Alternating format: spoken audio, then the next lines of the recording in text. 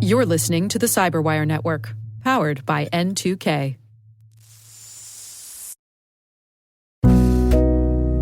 The world moves fast. Your workday, even faster. Pitching products, drafting reports, analyzing data. Microsoft 365 Copilot is your AI assistant for work. Built into Word, Excel, PowerPoint, and other Microsoft 365 apps you use.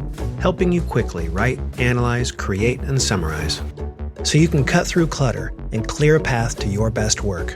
Learn more at Microsoft.com/M365 Copilot.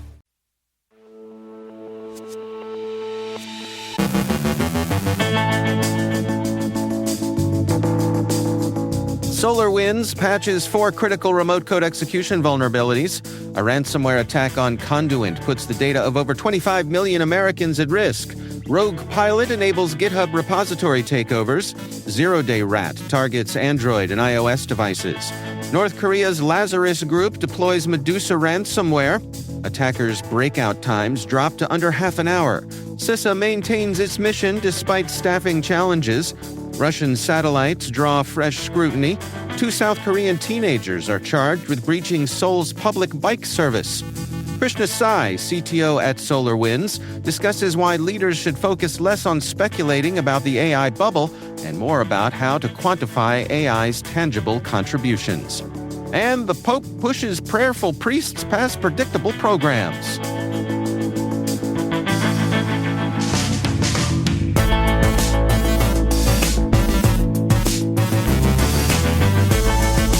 It's Tuesday, February 24th, 2026.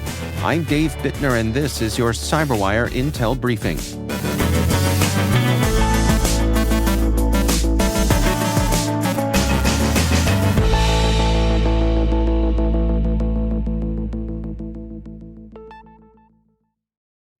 Thanks for joining us here today. It's great to have you with us. SolarWinds has released updates to address 4 critical remote code execution vulnerabilities in its ServView file transfer software, which runs on Windows and Linux systems. The most severe flaw is a broken access control issue that allows attackers with high privilege to create a system administrator account and execute arbitrary code with root or administrative permissions. SolarWinds also patched 2 type confusion vulnerabilities and an insecure direct object reference or IDOR flaw, each of which could also enable root-level code execution. Importantly, all 4 vulnerabilities require attackers to already have elevated access, limiting exploitation to scenarios involving stolen credentials or chained privilege escalation. ServView remains an attractive target due to its role in transferring sensitive data. More than 12,000 Internet-exposed instances are indexed by Shodan, while Shadow Server estimates fewer than 1,200.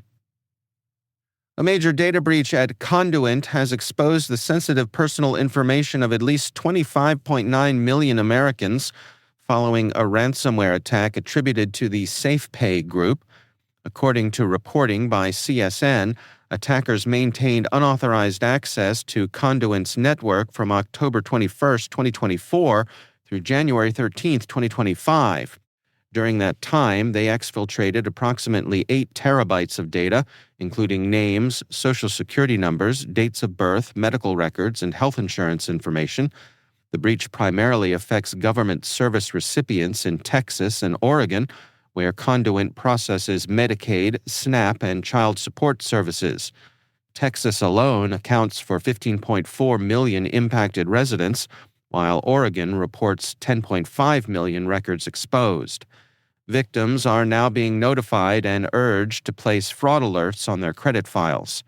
The combination of Social Security and medical data creates long-term identity theft risk. Orca Security has disclosed a GitHub Codespaces vulnerability dubbed RoguePilot that could have enabled repository takeovers through malicious Copilot instructions embedded in GitHub issues. According to Orca, attackers could inject hidden prompts into an issue description, causing the in-environment Copilot assistant to exfiltrate a privileged GitHub token. The attack chain combined symbolic links, automatic JSON schema downloads, and Copilot's deep integration in code spaces to leak tokens without user approval. Because the token provides read and write repository access, compromise could lead to full takeover. GitHub patched the issue after responsible disclosure, Orca reports. ZeroDayRat, a new mobile spyware platform, is being marketed on Telegram as a subscription-based malware-as-a-service offering that targets Android and iOS devices, according to research from CyberThint. Researchers say the platform uses SMS phishing, fake app stores, and links shared via WhatsApp and Telegram to infect victims. Promotional materials show multi-stage redirection chains, including abuse of GitHub pages to mask malicious links.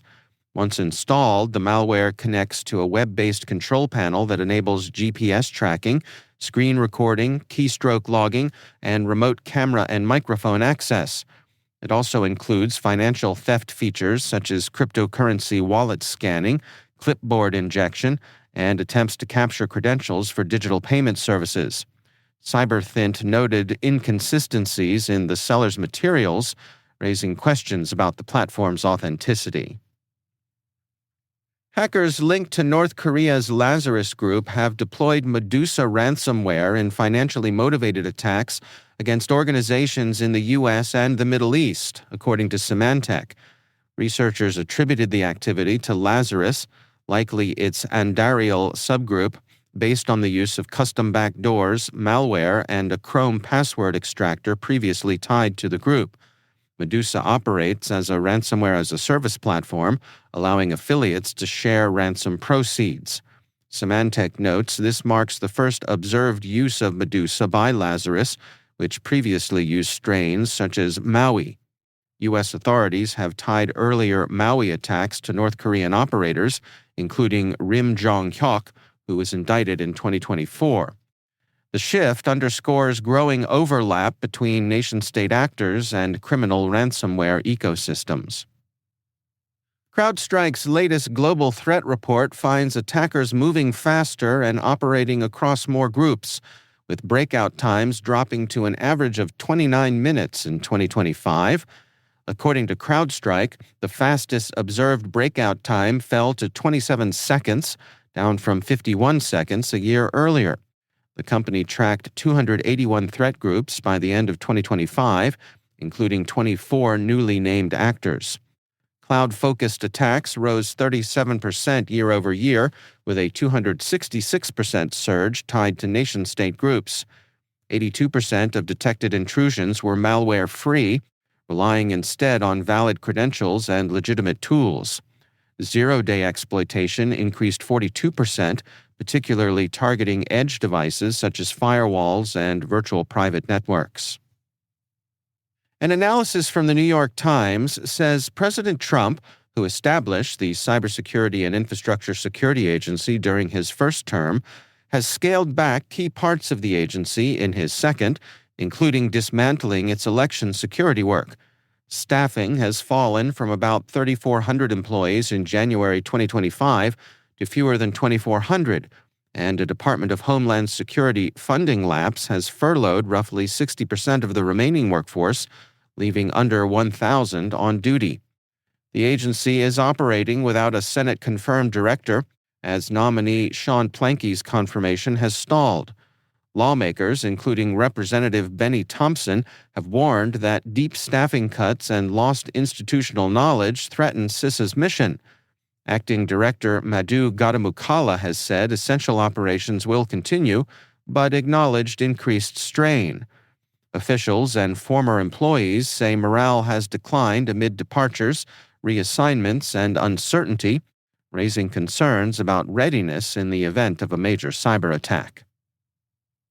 Russian inspector satellites are drawing fresh scrutiny after a new report found they've spent years maneuvering alongside Western commercial spacecraft in geostationary orbit. European officials now worry the mission may extend beyond signals intelligence, raising concerns about potential interference with critical communications infrastructure. For more on what these satellites are doing and why it matters, here's our own Maria Vermazis. Thanks, Dave. 2 Russian satellites have spent years sidling up to Western communications spacecraft in geostationary orbit, and now European officials worry that their mission goes beyond simply eavesdropping. A new investigation by the Financial Times reports that the Russian satellites, that are known publicly as Luch and Luch 5X, have now maneuvered within roughly 0.1 degrees of commercial operators such as Intelsat and Eutelsat, lingering for weeks or months. The tracking data cited by independent researchers show a pattern of close approaches dating back to 2014. One satellite was moved to a graveyard orbit in 2025 and then later fragmented. Its successor, which was launched in 2023, has repeated similar maneuvers, including near satellites supporting government and military communications. Experts say that intercepted signals could provide intelligence that's useful for future interference or cyber operations, particularly amid the war in Ukraine. 2 South Korean teenagers have been charged with breaching Seoul's public bike service in a June 2024 attack that exposed data on 4.6 million users, roughly 90% of the platform's 5 million registrants. Police say the pair, identified only as persons A and B, accessed and downloaded user data, including IDs, phone numbers, addresses, and dates of birth while still in middle school. The suspects met on Telegram and allegedly aimed to test their skills and profit. Authorities report no evidence the data was leaked or sold.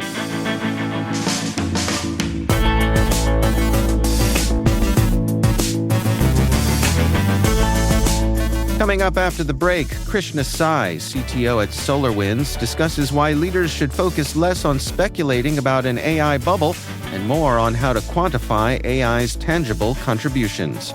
And the Pope pushes prayerful priests past predictable programs. Stay with us.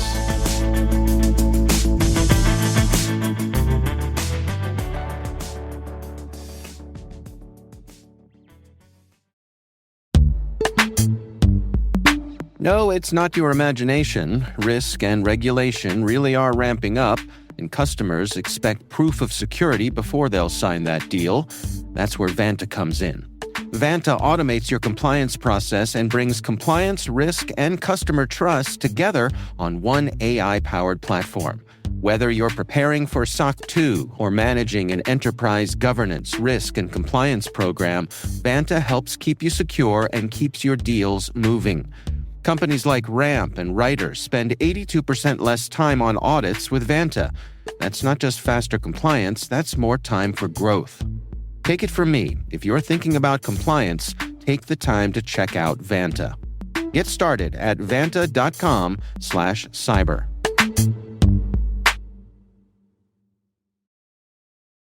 Hey, it's Sterling K. Brown from the Hulu original series Paradise. The next chapter begins as Xavier's search for his wife takes him above ground, and what he finds will change everything. It was never just about the bunker. Tune in and discover the truth lies outside. Paradise, the official podcast, is now streaming, and stream Paradise on Hulu and Hulu on Disney+.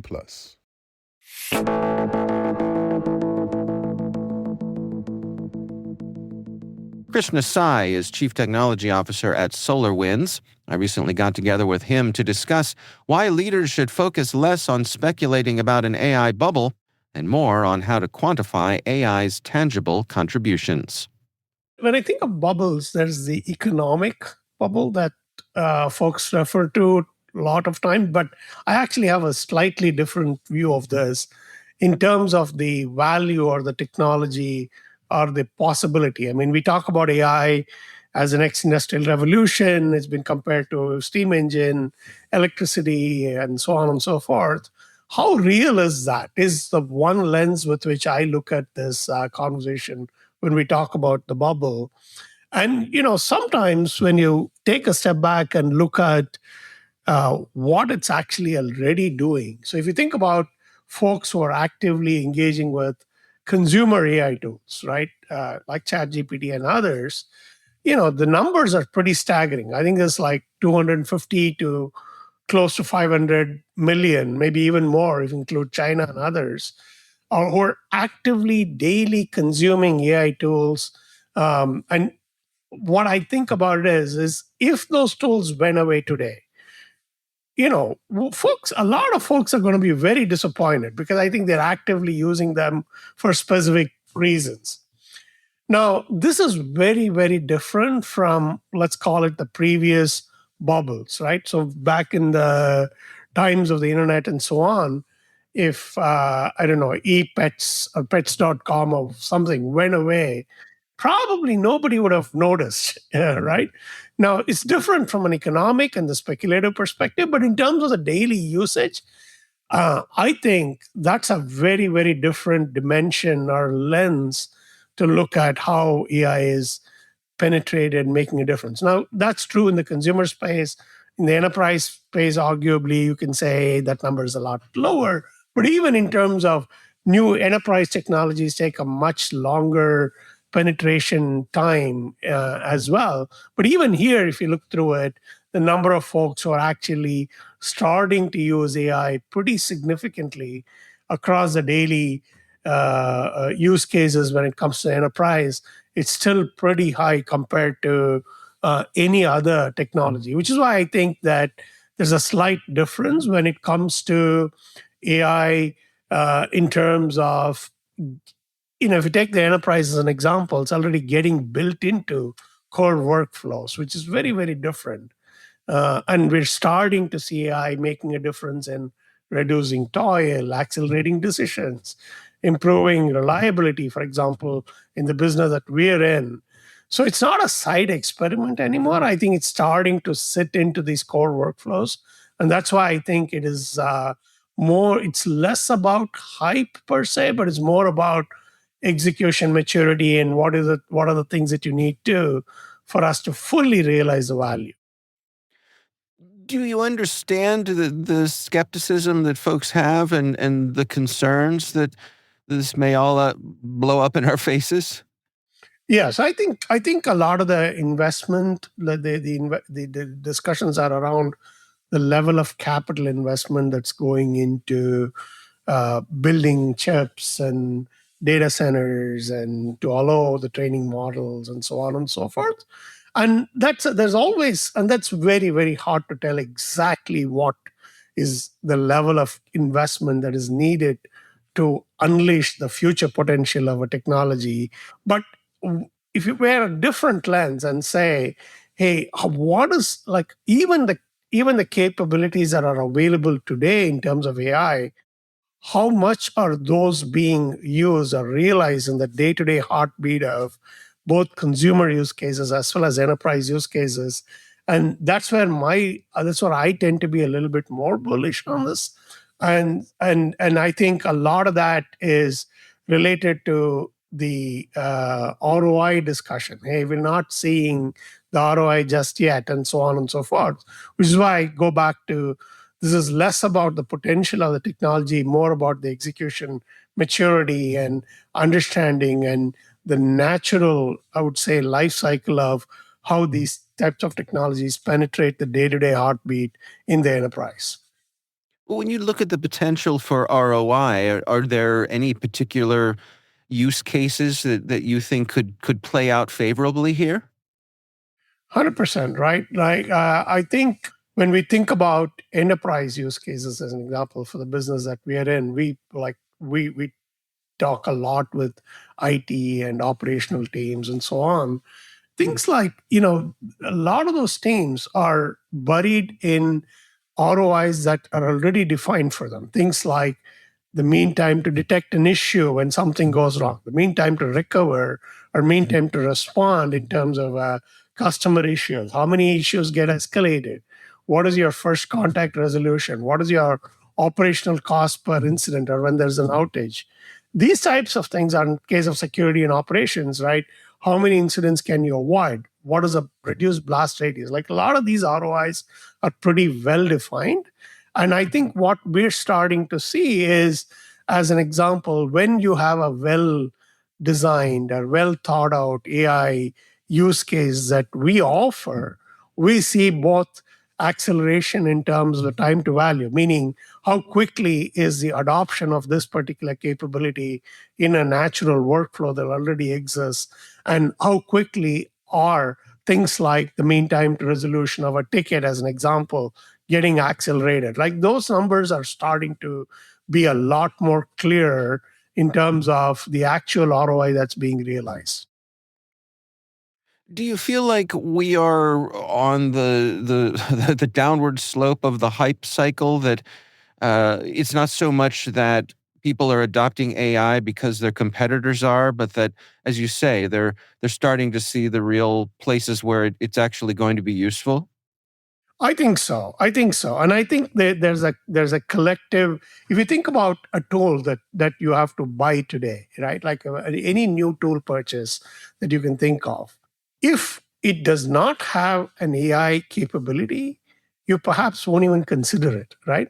So a lot of the questions now, even from end user or a buying decision or an end user adoption decision, everybody is looking at it from the lens of how is this capable this tool or this capability going to leverage AI to accelerate what I want to get out of this tool, right? So that lens is super clear across every value stream in the enterprise, right? So which is why I'm a lot more bullish in terms of the, as you say, the other end of the hype cycle, where folks are actually thinking about operationalizing a lot of this.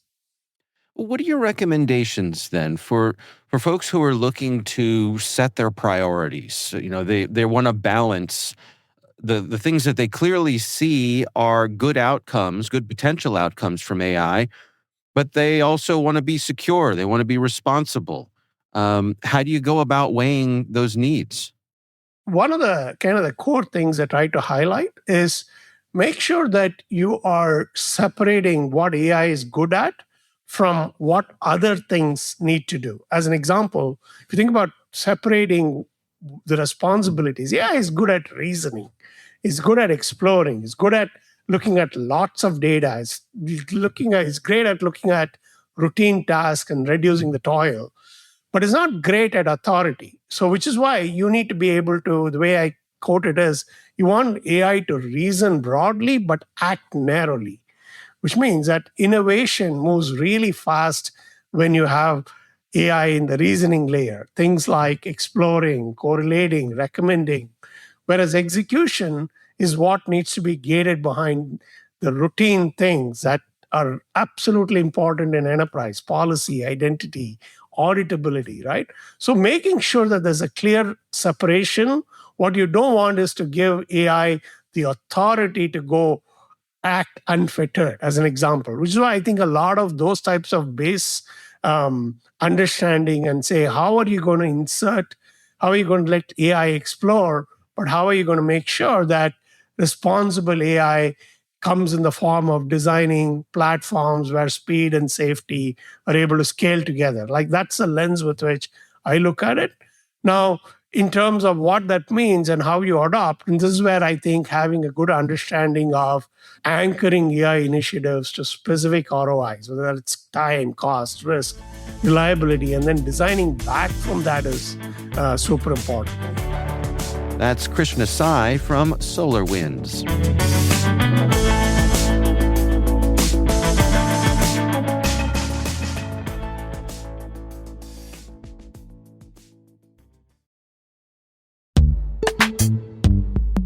No, it's not your imagination. Risk and regulation really are ramping up, and customers expect proof of security before they'll sign that deal. That's where Vanta comes in. Vanta automates your compliance process and brings compliance, risk, and customer trust together on one AI-powered platform. Whether you're preparing for SOC 2 or managing an enterprise governance, risk, and compliance program, Vanta helps keep you secure and keeps your deals moving. Companies like Ramp and Writer spend 82% less time on audits with Vanta. That's not just faster compliance, that's more time for growth. Take it from me, if you're thinking about compliance, take the time to check out Vanta. Get started at vanta.com/cyber.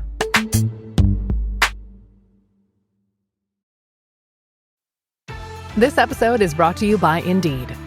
Stop waiting around for the perfect candidate. Instead, use Indeed Sponsored Jobs to find the right people with the right skills fast. It's a simple way to make sure your listing is the first candidates see. According to Indeed data, sponsored jobs have 4 times more applicants than non-sponsored jobs. So go build your dream team today with Indeed. Get a $75 sponsored job credit at Indeed.com/podcast. Terms and conditions apply.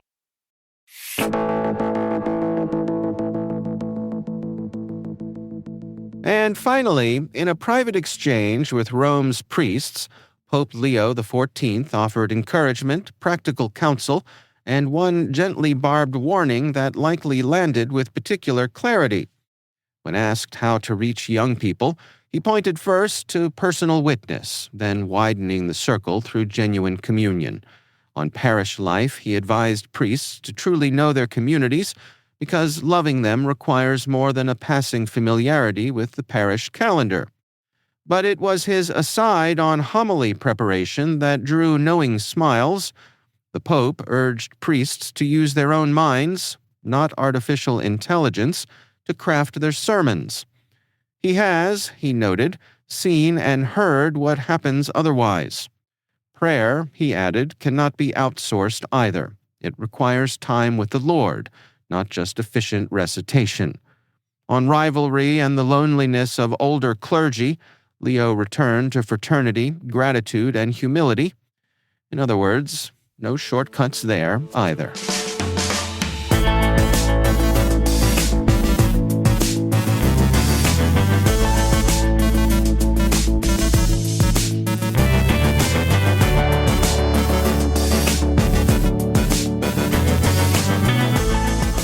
And that's the Cyberwire. For links to all of today's stories, check out our daily briefing at thecyberwire.com. As we celebrate 10 years of bringing you this daily Cyberwire podcast, we would love to know what you think are some of the most impactful breaches of the last 10 years. We'd love to hear from you. You can email us at cyberwire@n2k.com. N2K's lead producer is Liz Stokes. We're mixed by Trey Hester with original music by Elliot Peltzman. Our executive producer is Jennifer Iben. Peter Kilpie is our publisher, and I'm Dave Bittner. Thanks for listening. We'll see you back here tomorrow.